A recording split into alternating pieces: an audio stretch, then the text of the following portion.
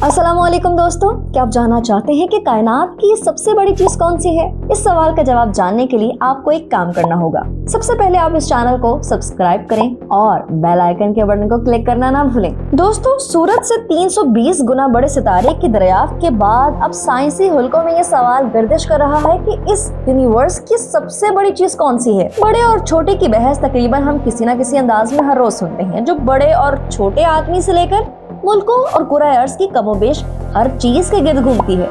लेकिन कायनात में हमारी जमीन की हैसियत क्या है?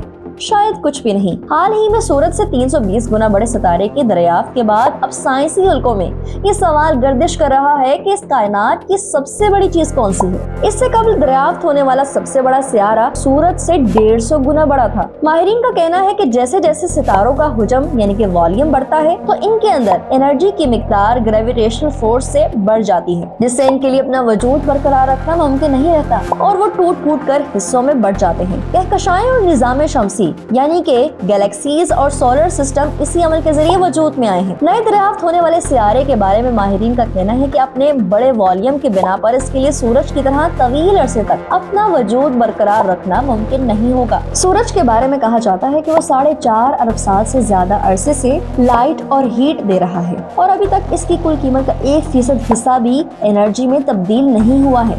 माहिरीन कहते हैं कि कायनात का बुनियादी जुज़ सितारा है। सितारा एक सूरज की तरह एक मरकज के तौर पर यानी कि सेंटर के तौर पर काम करता है, जिसके गिर्द कई सियारे गर्दिश करते हैं, जबकि कई सियारों के अपने ज़ेली चांद होते हैं जो इनके गिर्द घूमते हैं। सितारों की एक बड़ी तादाद इकट्ठी होकर गैलेक्सी बनाती है और जब कई गैलेक्सीज किसी एक सिलसिले में कनेक्टेड होती हैं यानी कि मरबूत हो जाती हैं तो एक क्लस्टर या झुंड वजूद में आता है।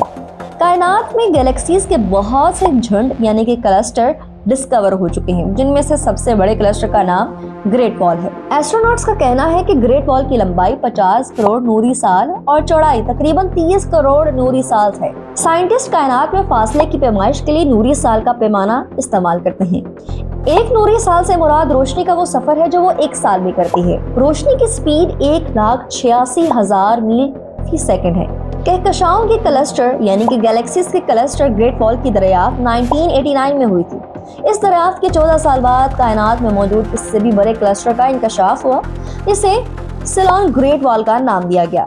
माहिरीन का कहना है कि ये क्लस्टर या झुंड हमारी गैलेक्सी से तकरीबन 1 अरब नूरी साल की दूरी पर वाक़या है और इसकी लेंथ का अंदाजा लगभग 1 अरब 30 करोड़ नूरी साल है। एस्ट्रोनॉट्स का कहना है कि गैलेक्सीज के क्लस्टर अगरचे एक दूसरे से बहुत ज्यादा फासलों पर है, लेकिन एक कुव्वत इन्हें एक दूसरे के साथ जोड़े हुए है।